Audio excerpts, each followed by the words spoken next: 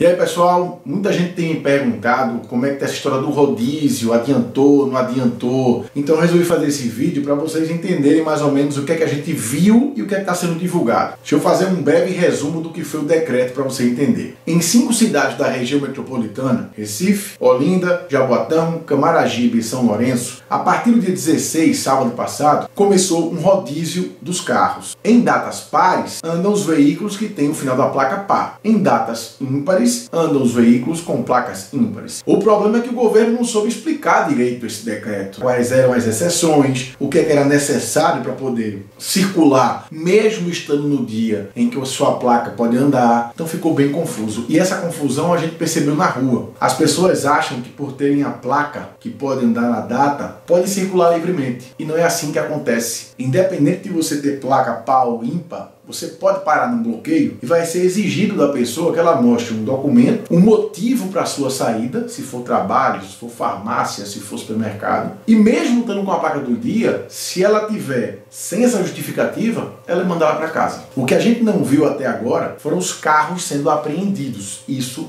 não aconteceu até agora. Eu separei 2 ao vivos que eu fiz na segunda e na terça-feira para você entender como é que está acontecendo o rodízio aqui e esses pontos de bloqueio. Veja como o pessoal às vezes está confuso, não sabe o que levar, o que não levar. Vê aí como é que está sendo. São 16 pontos em Recife, eu estou em um deles. Todo mundo que passa aqui, passa e é parado. Você vê que eles não deixam passar nem as placas que são do dia. Eles estão pedindo a declaração, mesmo se você tem a placa do dia, para você dizer para onde está indo. E tem gente aqui que já foi mandado voltar para casa. Dá uma dadinha, vem cá, vem cá, vem cá. Mostra a tua documentação e a declaração de serviço essencial, por favor. Vamos ver aqui, o rapaz mostrando a primeira documentação. Carteira de habilitação está mostrando, tudo ok. E aí documentação também da moto. Agora tem que mostrar que é um serviço essencial, vamos ver. Detalhe, a placa dele é par. Então a placa dele poderia rodar hoje é o dia dela rodar. Só que não é só rodar com a placa do dia. Você tem que também justificar por que é que você está rodando. E aí vem a diferença da história. Faço serviço de delivery de... Tu tem um documento que comprova? Equipamento de eletrônico. Aí, como eu vi na TV, que pode rodar nos dias pares. Aí tu consegue essa declaração da tua empresa? Viu? Você imprime ela. Mas no caso de dias pares, pode entregar. Sim. Pode fazer a entrega. Sim. Para você foi bom porque você agora sabe que precisa ter declaração, né? Sim, porque eu pensei que, como eu vi na TV, que podia fazer o delivery de serviço, né? De eletrônica. De eletrônica. Por isso que eu vim. Mas eu Agora você sabe que tem que ter uma declaração. vou providenciar essa declaração agora.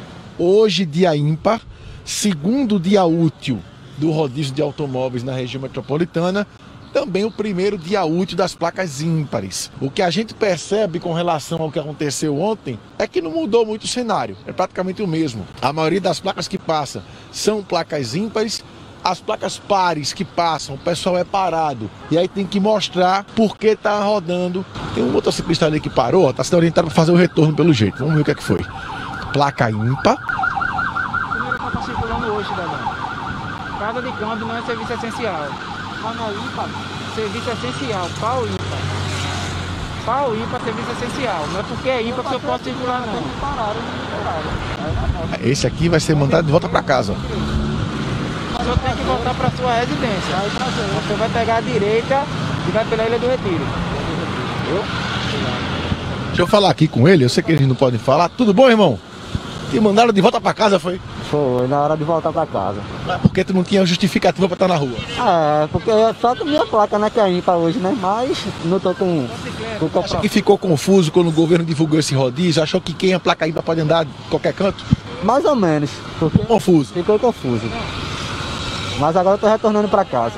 Esse rodízio faz parte de uma série de outras medidas que o governo criou nesse decreto com o intuito de aumentar o isolamento social em Pernambuco para 70%. O rodízio começou num fim de semana. Eu não entendi por que isso. Agora eu entendi. O governo divulgou os dados dos primeiros 2 dias de rodízio. Obviamente que por ser um fim de semana, as pessoas ficaram mais em casa. Bom, se você tem um pouco menos de carro na rua, é um fim de semana, as pessoas não precisam ir trabalhar, claro que vai dar uma reduzida no número de pessoas na rua. Pernambuco ficou, segundo o governo do estado, com 53,8% de isolamento no sábado e 58,9% no domingo. A capital, Recife, ficou com 66,1% de isolamento, segundo os dados revelados, e as 5 cidades da região metropolitana ficaram em torno, na verdade, dos 60%. O que é que me chamou a atenção nesse rodízio? Primeiro ponto, a ideia não tem muito sentido. Você reduzir o número de carros, você pode estar jogando muita gente para o transporte público. Aquele cara que pega a sua moto, que vai trabalhar, aquele cara que pega o seu carrinho e vai trabalhar, se ele não tiver condição de pagar um táxi, se ele não tiver condição de pagar um aplicativo, ele vai pegar o transporte público.